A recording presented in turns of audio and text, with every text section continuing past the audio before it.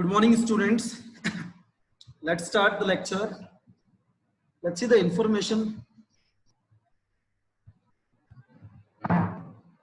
July 23rd, class 10th, subject English we are doing. And this is first flight book we are reading, students. And this is lecture number 1. Lecture number 1 of which chapter? This is the 100 dresses second. So children, you have studied the 100 dresses 1. We read the complete chapter.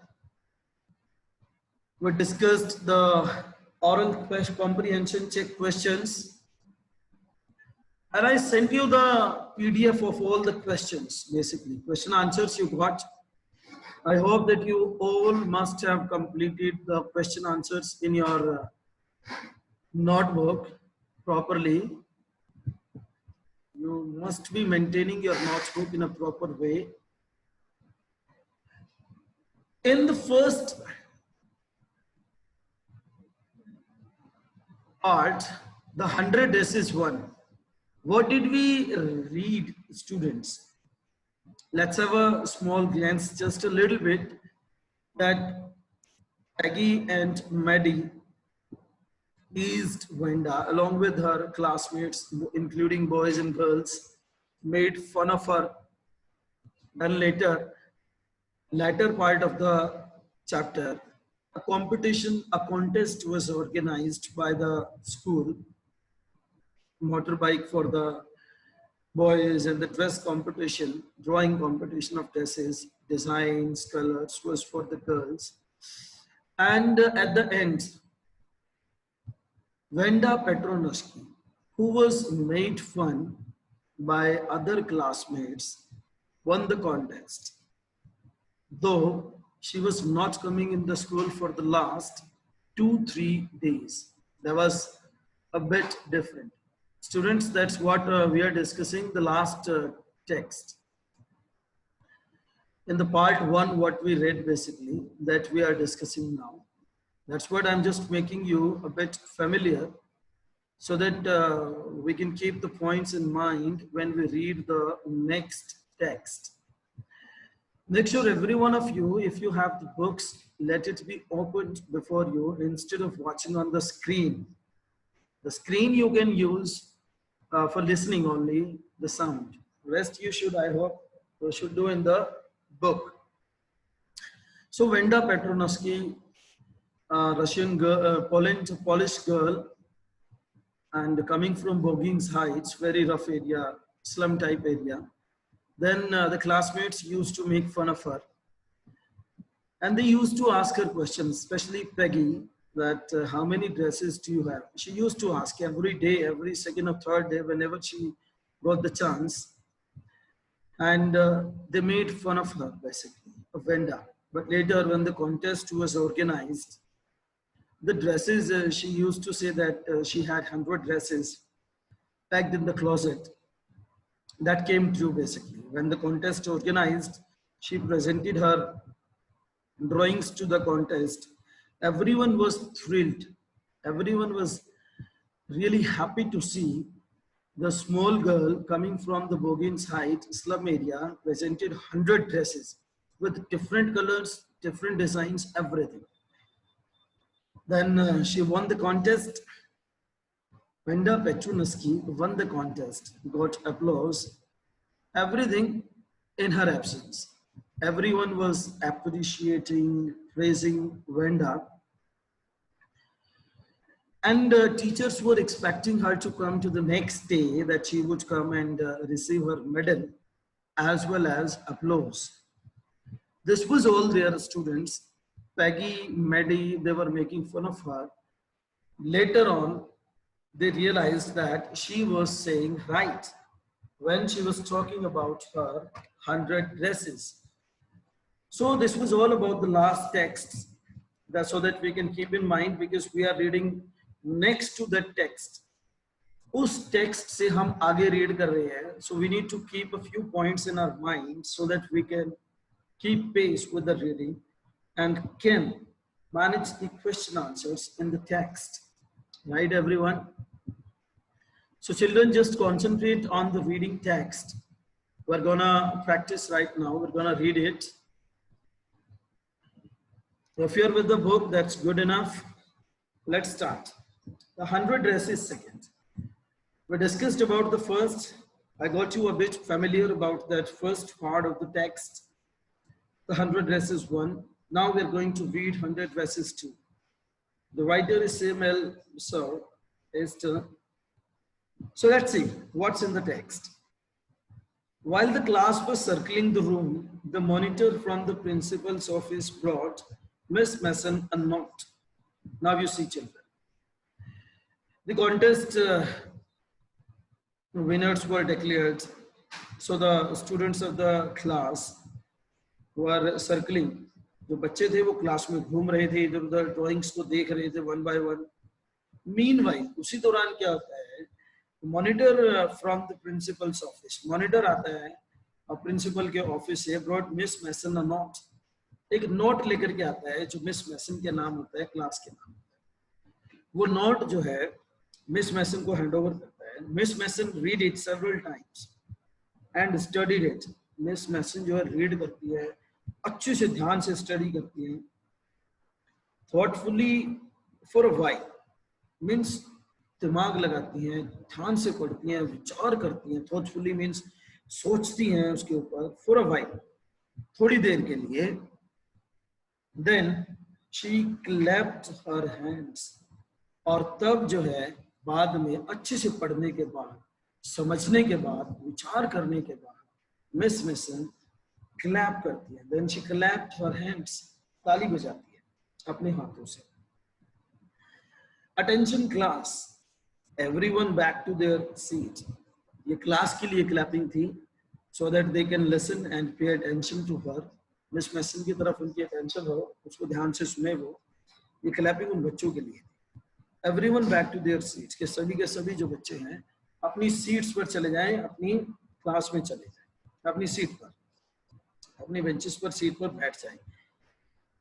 When the shuffling of feet had stopped and the room was still and quiet, now you see, children.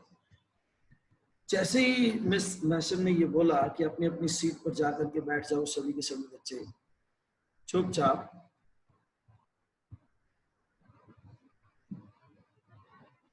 जो shuffling, जो sound आ रहा था वहां से पांव के चलने का, वो बिल्कुल रुक जाता है. And the room was still, शांत, क्वाइट, चुपचाप माहौल हो जाता है, शांत माहौल हो जाता है रूम का, कमरे का. मिस मैसन सैट, और मिस मैसन ने क्या कहा उन बच्चों को, I have a letter from Wanda's father. Miss Mason बताती हैं कि भाई मेरे पास एक लेटर आया है वेंडा के फादर की तरफ से, that I want to read to.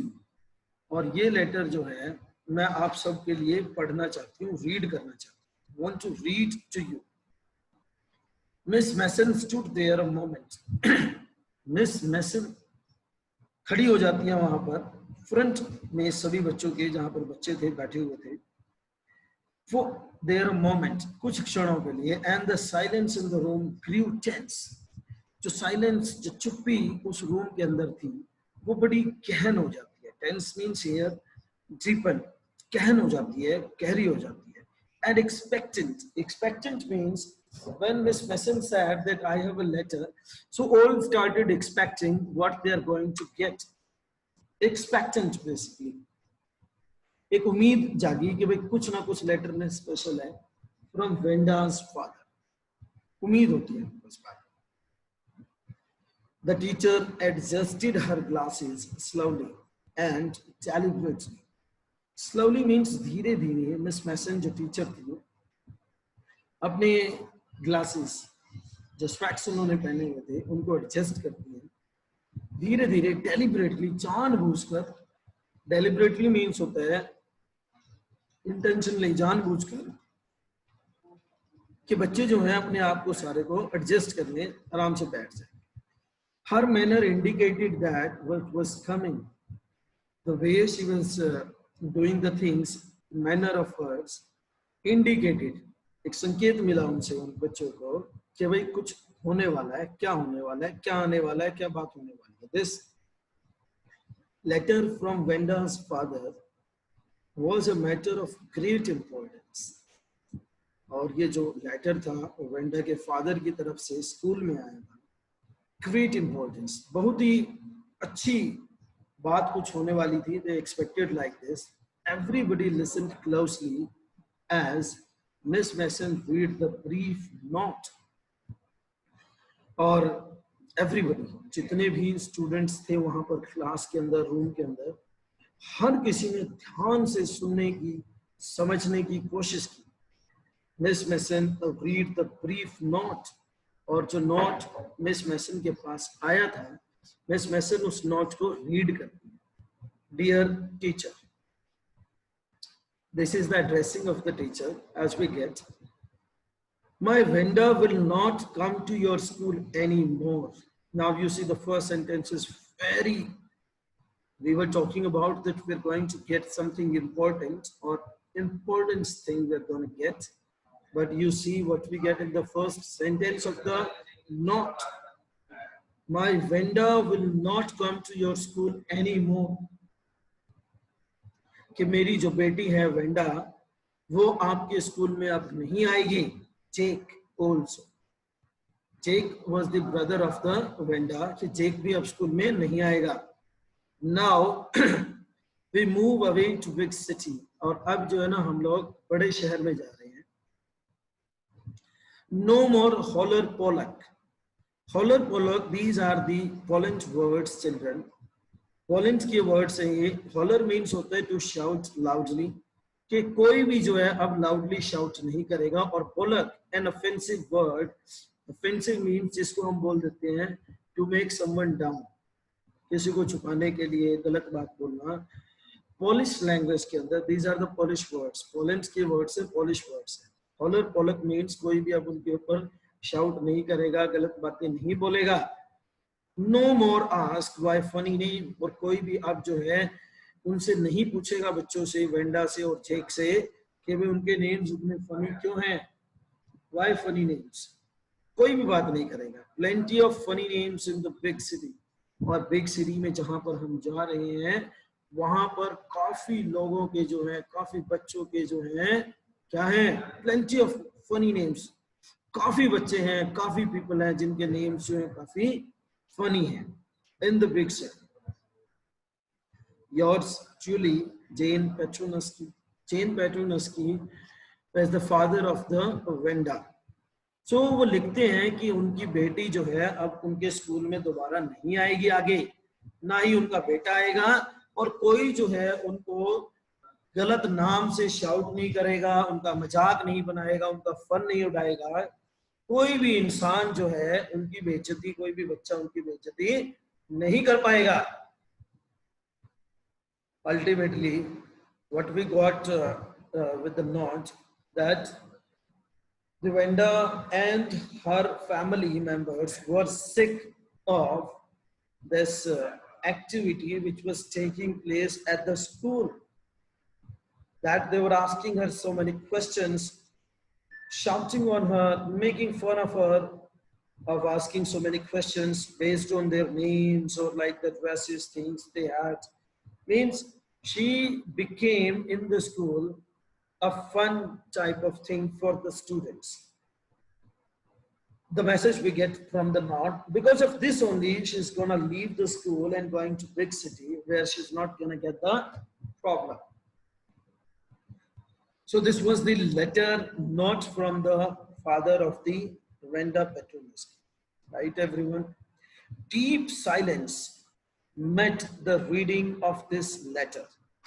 और इस लेटर की रीडिंग के बाद पूरे रूम के अंदर, क्लासरूम के अंदर साइलेंस हो जाता है. पिन ड्रॉप साइलेंस इसको हम बोल सकते हैं. स्प्रेड, फैल जाता है, सभी के सभी चुप एक दूसरे की तरफ देखते हैं. Miss Mason took off her glasses. और मिस मैसन जो है अपने ग्लासेस को अपनी आंखों से उतारती हैं. ब्लू ऑन देम, उन पर हवा छिड़कती हैं. एंड वाइट देम, और उनको क्लीन करती हैं, साफ करती है. On her soft white handkerchief. On her soft white handkerchief, जो हैंड कर्चीफ उनके पास था, हैंड कर्चीफ मीन्स रुमाल, उससे जो है वो अपने स्पेक्स को, जो ग्लासेस उन्होंने पहने हुए थे, साफ कर दिया। Students, this is the deliberate activity to avoid the scenario. The things were going on at the classroom, all were silent and all were looking at one another. So she was just trying to avoid this. Then she put them on again and looked at the class. और उन्होंने क्या किया, उसको दोबारा से फिर अपनी आंखों के ऊपर लगा लिया, और दोबारा से लगाने के बाद वो जो है क्लास को एड्रेस करती हैं, क्लास की तरफ देखती हैं, क्लास को एड्रेस करती हैं। When she spoke, her voice was very low.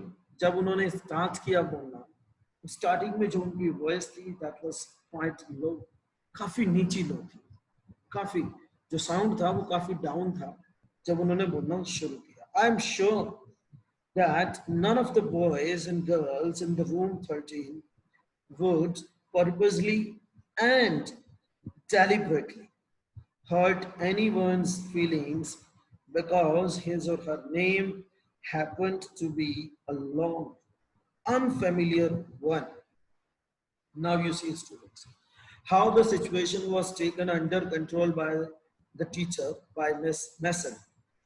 I'm sure that none of the boys, मुझे श्योर हूं मैं इस बात को लेकर के कि किसी भी लड़के ने या फिर लड़की ने इन द रूम 13, हमारा जो रूम है 13 के अंदर जितने ये बच्चे हैं, पर्पसली, किसी भी उद्देश्य से, एंड डेलिबरेटली, इंटेंशनली, जानबूझकर, डेलिबरेटली मीन्स जानबूझकर जो है, इंटेंशनली जो है, कोई किसी की फीलिंग्स को हर्ट नहीं करेगा, would purposely and deliberately hurt anyone's feelings because his or her name happened to be a long. कि भाई अगर किसी भी इंसान का नेम थोड़ा लंबा है और बोलने में थोड़ा डिफिकल्ट है, तो इस छोटी सी बात को लेकर के जानबूझ करके या फिर किसी उद्देश्य के लिए किसी की भी फीलिंग्स को हर्ट नहीं करेगा, कोई भी महसूस नहीं कराने देगा कोई भी कि भाई उसका नेम लंबा है, लॉन्ग है, और अनफेमिलियर मींस अपरिचित है उनके लिए, that's quite different. So Miss Mason ये बात कहते हैं अपनी क्लास के अंदर after reading the letter, I prefer. Now you see next what happens. I prefer to think that what was sad in thoughtlessness. Now what is she saying? Miss Mason next address करते हुए कहती है कि भाई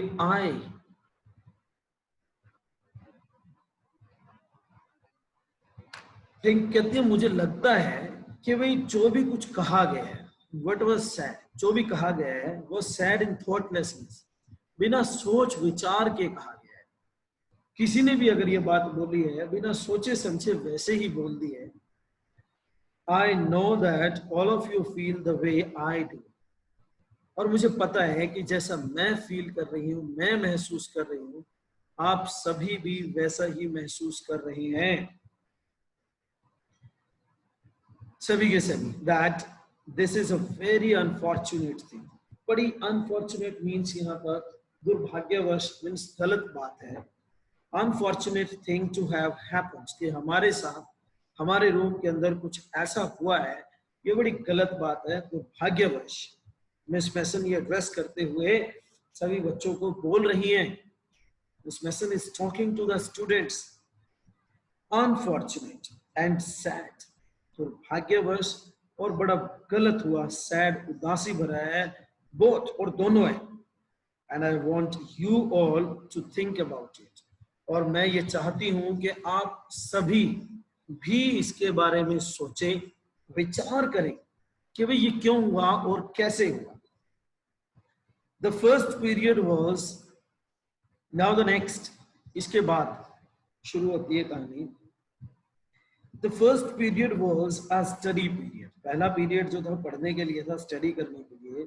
Mary tried to prepare her lessons, और Mary जो है अपने लेसन्स कोशिश कर रही थी प्रिपेयर करने के, but she could not put her mind on her work.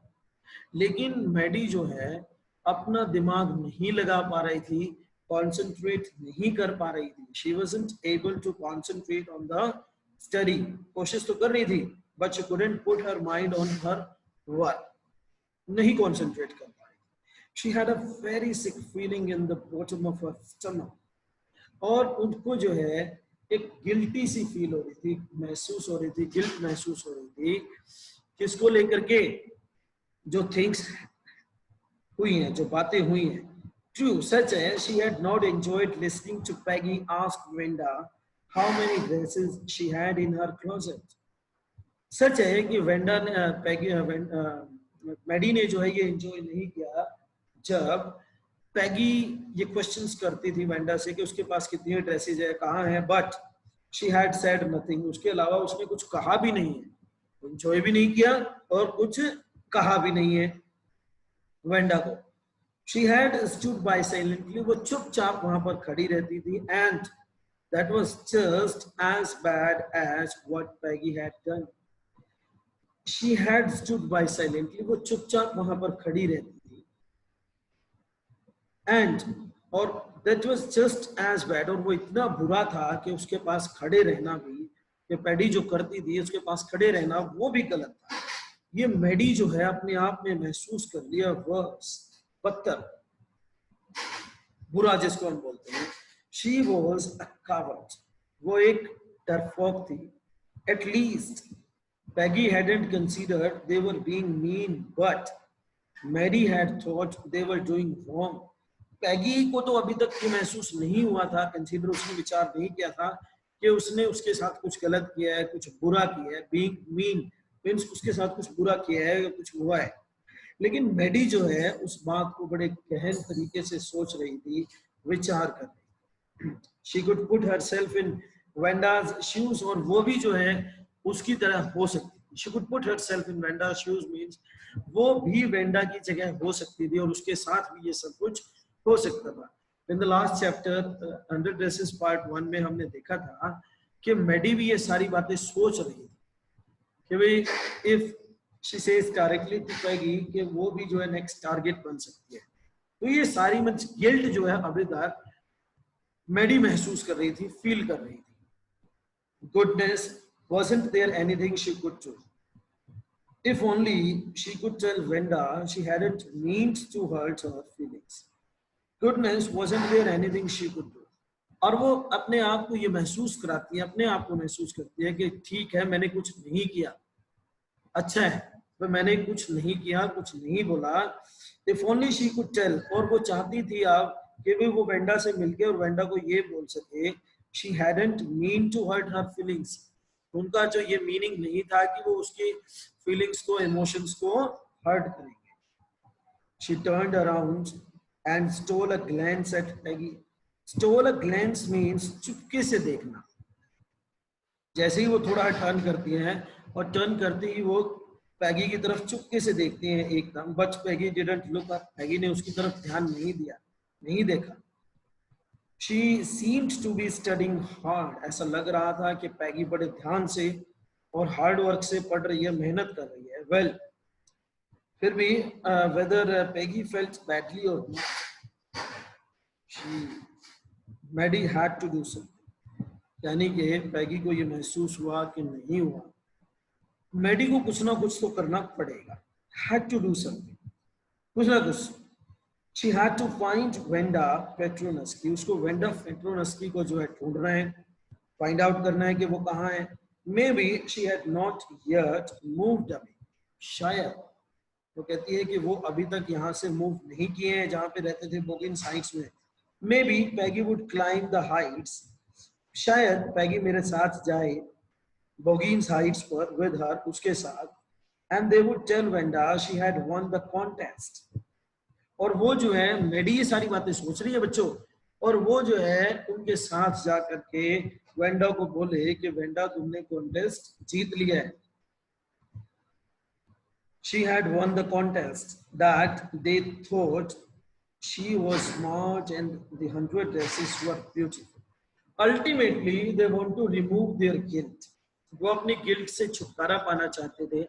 जो बातें, जो चीजें उन्होंने कही, जो लेटर के अंदर डिस्कशन हुई, सो वो चाहते थे कि एक बार वेंडा से मिले, उसको बोले कि तुमने कॉन्टेस्ट जीत लिया है, और जो तुम्हारी 100 ड्रेसेस जिसको लेकर के हम आपसे बातें किया करते थे, these are really beautiful, marvelous, they wanted to convey this to Wanda, और अपनी गिल्ट को जो है छुपाना चाहते थे, उसको खत्म करना चाहते थे। Right everyone? Dear children, if you find anything difficult in the text, just underline that and we can have rediscussion on this. Oral comprehension check. Let's go to the oral comprehension. We are running short of time. Only 3-4 minutes left. What did Mr. Petronaski's letter say? जो mister पेट्रोनस्की का letter था Wanda के father का, उसने क्या कहा? I'll tell you in a small way, rest you'll get the PDF. कि भाई अब मेरी बेटी वेंडा और उसका भाई जेक जो है अब स्कूल में नहीं आएगा। आपके स्कूल में क्यों नहीं आएगा वो? क्योंकि आपके जो स्कूल के बच्चे हैं वो उसका मजाक उड़ाते हैं, उसकी बेइज्जती करते हैं, और कोई उनके नेम के ऊपर उनके फन नहीं उड़ाएगा। Means the students who were making fun of the kids would not be able to make fun of Venda as well as Jake. This was the letter written by, and they would not come anymore in their school. क्योंकि school में अब वो नहीं आएंगे. Let's go to next question, children. Is Miss Mason angry with the class, or is she unhappy or upset? Well, of course, Miss Mason angry तो नहीं थी. She wasn't that much angry. She showed her faith in the students that they wouldn't do like this, but वो नाखुश तो जरूर थी. She was a bit unhappy and upset. कि भाई जो हुआ वो गलत हुआ, किसी ने कुछ कहा, वो thoughtlessness की वजह से कहा. These sorts of things were there, right? So we'll just see. How does, next question, how does Maddie feel after listening to the note from Venda's father? Now what we get? Maddie कैसा महसूस करती है जब वो Wanda के father के letter को सुनती है? Maddie को काफी गिल्ट महसूस होती है कि उन्होंने जो किया गलत था, पैगी ने जो किया गलत था, वो उसके साथ थी, उसके बावजूद भी उसने उसको नहीं समझाया. So many things were there like she was doing.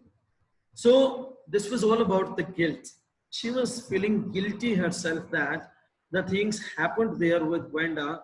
She was also involved in that. So dear children, make sure you are preparing the things with yourselves also. The last question is, what does Mary want to do? And now what we find, what does Mary want to do? Mary wants to go to the Boggins Heights, to Venda's home. She's feeling that maybe she has not moved by now. They would go, Peggy would join her, they would go and would say, Mary, this Venda, that she had won the contest and 100 dresses were beautiful. वो ये चाहती थी कि वो इसको convey करे to the Wanda, कि Wanda को वो ये कन्वे कर सके कि उसकी ड्रेसेस बड़ी अच्छी है और उसने कॉन्टेस्ट जीत लिया है. वो ये चाहती थी. Wanda wanted this all to discuss with the Maddie wanted this all to discuss with Wanda, कि भाई वो वेंडा के साथ डिस्कस कर सके. So dear children, that's enough for today's lecture. Rest we'll read in the next lecture. Thank you very much for joining. Now